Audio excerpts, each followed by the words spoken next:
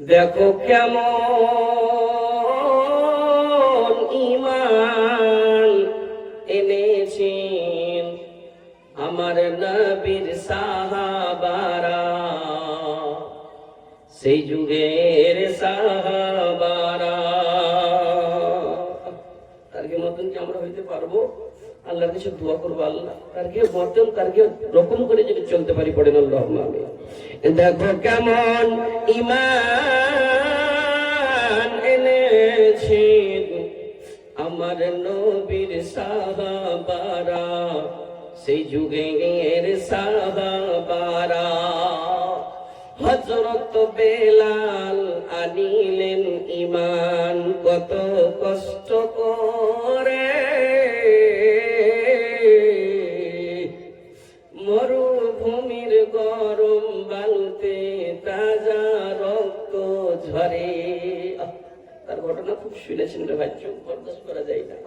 হযরত বেলাল আনিলেন ঈমান কত কষ্ট করে, মরুভূমির গরম বালুতে তাজা রক্ত ঝরে। তবু বেলাল ছাড়েনি ঈমান, আল্লাহ তাকে ইন্টারন্যাশনাল মুয়াজ্জিন বানাইবেন। তবু বেলাল ছাড়েনি ঈমান, পড়ে কলেমা লা ইলাহা ইল্লাল্লাহ।